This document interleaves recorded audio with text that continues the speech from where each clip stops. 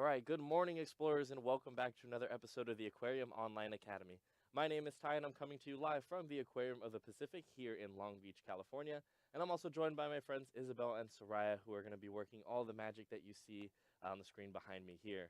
Now, throughout our program today, we would love if you would join us live. So I'm going to have my friend Isabel throw up a number on screen, and you'll be able to use this if you'd like to text us live during the program. You'll use 562 286 1838.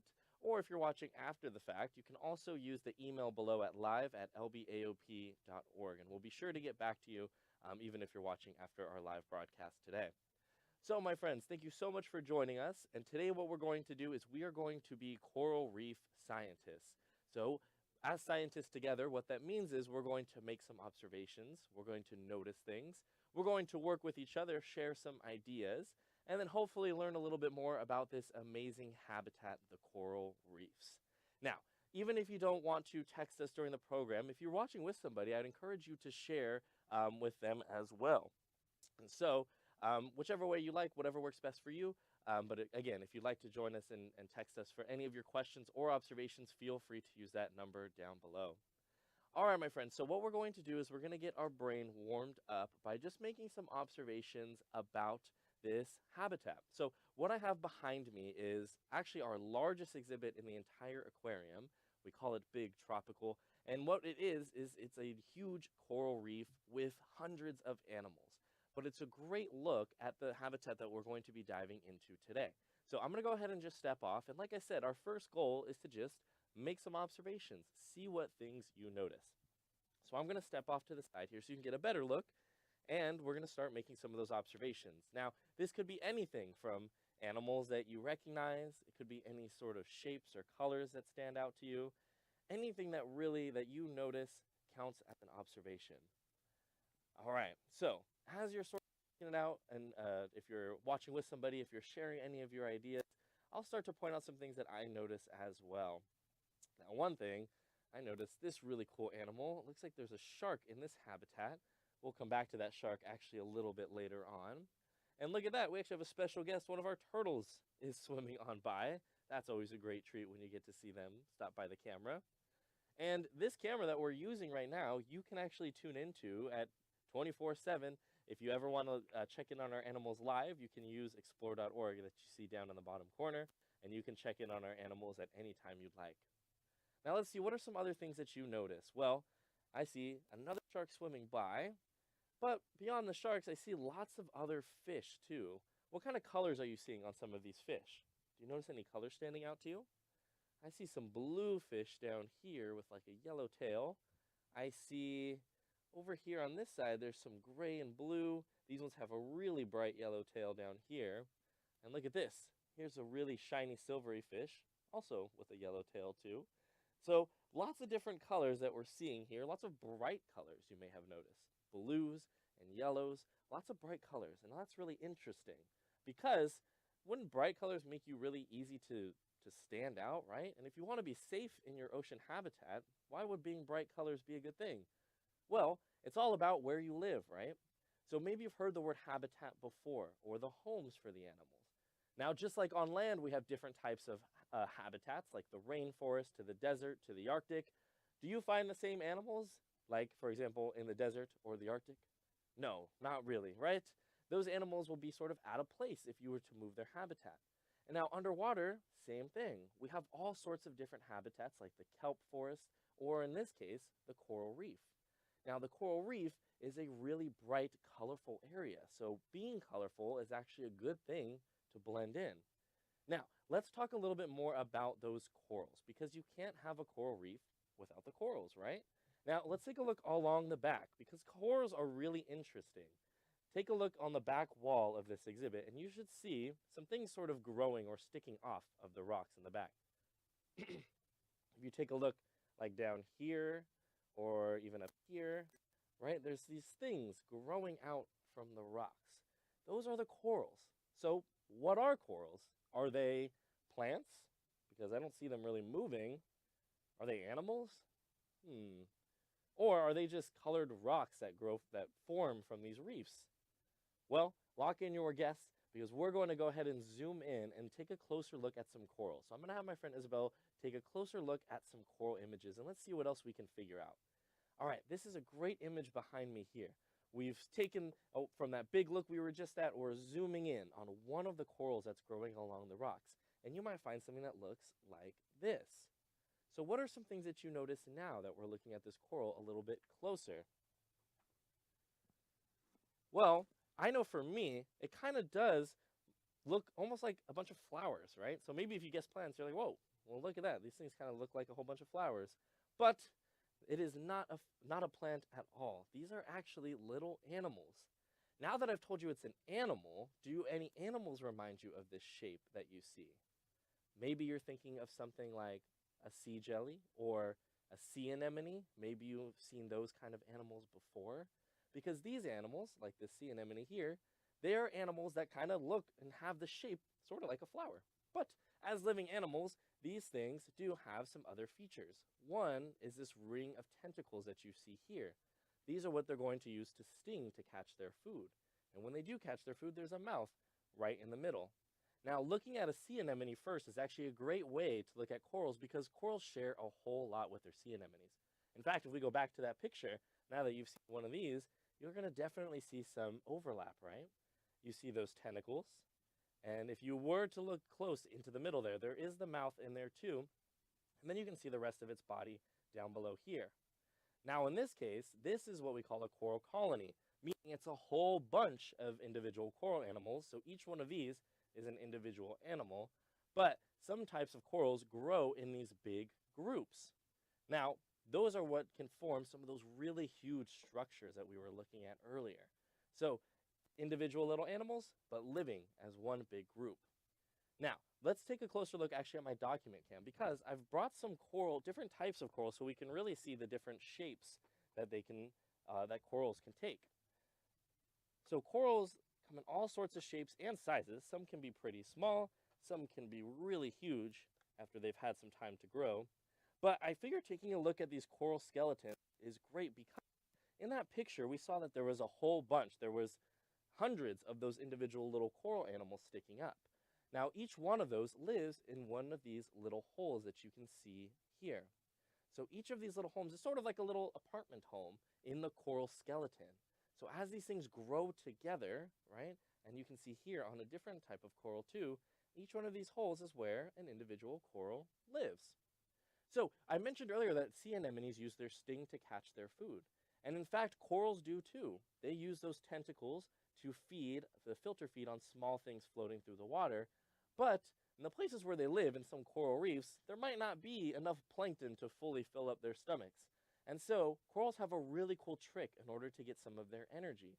And that is they have a special partnership with a algae. Now, algae is more like a plant-like critter that they're all over the ocean. But there's a special type called zooxanthellae that lives inside this coral skeleton with the coral animal. Now, what this zooxanthellae does is it uses the sun to take in the light to produce energy, kind of like a plant, and since it lives in the coral, it shares some of that energy with the coral, and then the coral pays it back by basically giving it a place to live, by allowing it to live inside of its body in the coral skeleton to keep it nice and safe. So as we're looking at these different types of corals, right, some have these sort of big, sort of round shapes where all the little corals live. Some, like these, are what we call like branching corals because they almost do look like more like branches of a tree. Now these can be great places for animals to sort of swim and hide within. And then sometimes corals look something like this, where it's actually just a single coral animal and they have a round, thin skeleton like this. So all sorts of shapes and sizes, but one of the ways that animals use it is by hiding in it, like I mentioned. So coral provides a lot of habitat or home, places for these little fish and other critters to hide and move around. And that's one of the reasons corals are so important. But there are some other important reasons for corals too, and one of them is food. Now, as you're looking at this skeleton, you might think, well, and if you touch it, it does feel like a rock. You may be wondering, who could possibly eat coral if it feels like that? Well, there are a couple animals that do indeed eat corals. And one is a really cool fish called the parrotfish. Let's see if we can take a look at a parrotfish. Now I'll step off to this side now so you can take a look at the face of the parrotfish, and then see if you can make some observations. Now I already sort of gave away something special about this fish, and that is something that it likes to eat, which is those corals, right? Now coral, having that tough skeleton means most animals, well, they're not really going to mess with coral because there's really much for them to eat. But parrotfish have figured out a great strategy for eating corals, and one of the ways they do that is with a very strong beak. So over here in their mouth, their teeth are actually very strong. You can see a close up here. And this strong teeth forming a beak, that's kind of how they get their name, the parrotfish, because they kind of have teeth like a beak. And what it does is that it forms like a tough plate that allows it to break off these pieces of coral. Now, when it's eating the coral, it's actually digesting the coral animal, the part that we saw earlier, the part with all the tentacles. But as it eats and breaks down that hard, crunchy skeleton, it can't actually eat it. And so something silly happens after that. After the parrotfish has eaten all the coral, the skeleton gets broken down inside of their stomach, and then they actually end up pooping out sand. It's true. So a lot of this white sand down at the bottom of these tropical beaches is actually a lot of parrotfish poop because they've broken down that coral skeleton. Now, parrotfish are important because at first you may think, well, if they're eating the coral, that can't be good. But it's not just coral that they eat. They also eat a lot of algae that will grow on the reef. And so they sort of act like the gardeners of the coral reef, eating off this algae that can overgrow corals. And by opening up new spots on the coral reef, it means that there's new room for new corals to grow. And so they're constantly making sure that there's some of that balance in the coral reef ecosystem. Now, what are some other things you notice about the parrotfish besides that beak? Is there anything else that stands out to you about this fish? Now, something you may have noticed is those colors, right? Parrotfish are such an amazing fish to look at because their colors are so beautiful. There's a whole bunch of different kinds, and so they will come in all sorts of colors like blues and pinks and greens and reds, all sorts, and yellows and greens in this case, right? Lots of different colors. But that beautiful coloration that you see on these parrotfish allows them to, again, blend in with that colorful coral reef. And so these fish serve a very important role on the coral reef. Now that we've looked at, and look at this smile on this one, isn't that great?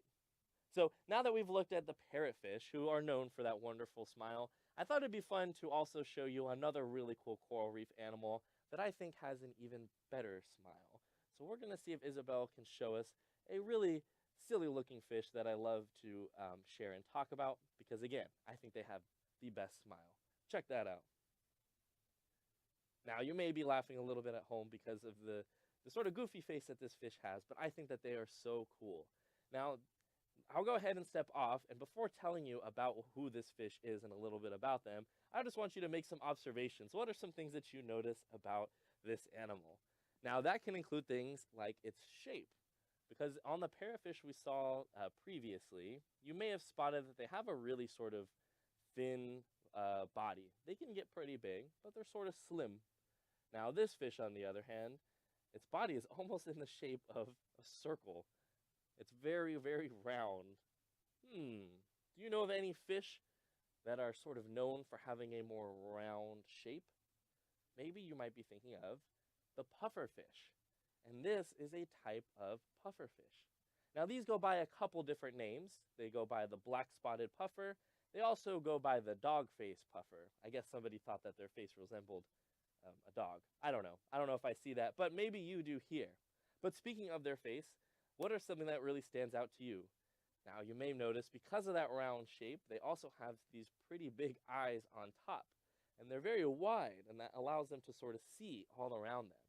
And oftentimes when we're watching these fish, you'll actually see these eyes sort of move on their own, keeping their awareness of their habitat around them. But let's go back to that smile that you see here. Now, this puffer, and many other puffers too, are known for having these really strong teeth. In fact, for most puffers, their teeth are always growing. And so, in order to make sure that their teeth don't get too long, they actually need to break them down through the things that they eat. So what do you think a puffer might be eating if it needs something that's tough in order to make sure it can break down its teeth and get to its favorite foods? Is there anything crunchy you can think of in the ocean? Well, maybe you thought of something like a crab or a clam, things with shells, right? And so some of those are the puffer's favorite food. They love to crunch and break through clams or crunch on the the exoskeletons of crabs because it's the tasty food that they like. And again, by actually breaking through those hard things, it helps naturally break down their teeth so that their teeth don't overgrow their mouth. So it's a very useful adaptation, a very useful thing that the puffer has in order to make sure that it can keep satisfying its big diet, and that's where those big teeth come in handy to eat all of those crunchy things. So that's a little bit about this really cool fish, the black-spotted puffer. I'm going to have my friend Isabel just pick a new fish for us, and we're just going to keep on exploring as many different animals as we can before we wrap up for today. So let's see what Isabel has in store for us for some other coral reef fish. Ooh, a great choice here. Let's go ahead and make some observations about this next animal. Now, this one may be a bit more familiar to you, especially if you've seen a certain movie before. Do you recognize which animal this is? These are the clownfish, or Nemo if you've seen the movie, right? So these clownfish here are another type of fish that are very common on different kinds of coral reefs. So let's make some observations about the clownfish. What are some things that you notice? Now, something that you may spot right away are those colors, right? We're noticing, again, those bright coloration on these animals, but what are some patterns that you see on this fish? Because I see that bright orange color, but that's not their entire body. What else do you notice about their coloration? Maybe you notice that they have these sort of stripes going down their body, these white and black stripes. Now, having stripes on your body can be a great way to help break up your sort of shape. That can help you to blend in. Now, clownfish are pretty small fish. This type that you see behind me, they only get about that big. So they're not very big. But being small on the coral reef can actually be a really good thing, right? Because at first you may think, well, the only way to stay safe out there is to be the biggest top predator. Well, not quite. In fact, the clownfish has some really interesting ways to make sure that they stay safe. And that part of that is that small size.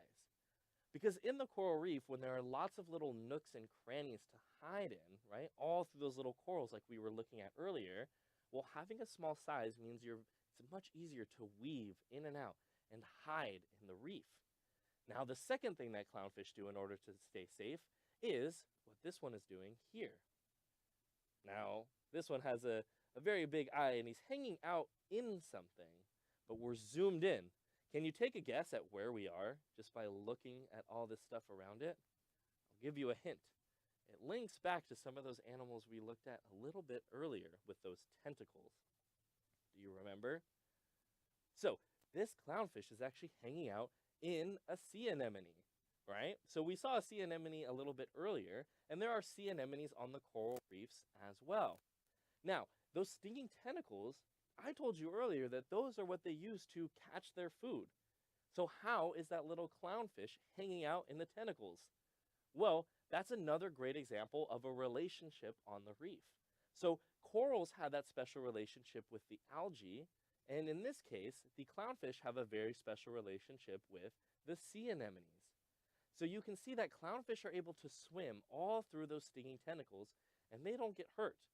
And that's because these clownfish have a special mucus on their skin that sort of tells the anemone, hey, it's me, it's your friend, you don't need to sting me, right? That sting can't get through, and so they're able to live safely in the tentacles.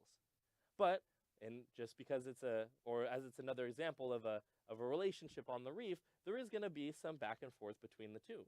So the clownfish gets protection by being able to hide in those tentacles that otherwise would sting, but the anemone also gets a benefit because clownfish that live and hang out in these anemones will actually bring back food and help sort of feed the anemone too, right? And so it's a win-win relationship there as well. Now, you can see in these anemones that those tentacles are pretty long. And so there are even some types of corals too that also have long tentacles that you might find some clownfish hiding in too. So that's a little bit about the clownfish. Now, earlier when we saw those orange ones, I told you that they had those sort of lines breaking up their body. And so I thought it'd be cool to show you another fish that really uses those lines to help it blend in. And that's a very cool yellow fish that maybe we can take a look at that hangs out on the coral reefs as well. Let's see if we can find that yellow with the stripes. Aha, this one right here. So I'll go ahead and step off. Now, I already told you that connection, right, is we're looking at those patterns and colors on this fish. So what are some things you notice about this one? Now, the colors are quite a bit different. They're not orange like the clownfish. Instead, it's sort of flipped. Their body is mostly white, but their stripes are in a color, right? So you can see yellow here, here, here, and here. And again, bright yellow can be good if you live in a bright, sunny place like the coral reef.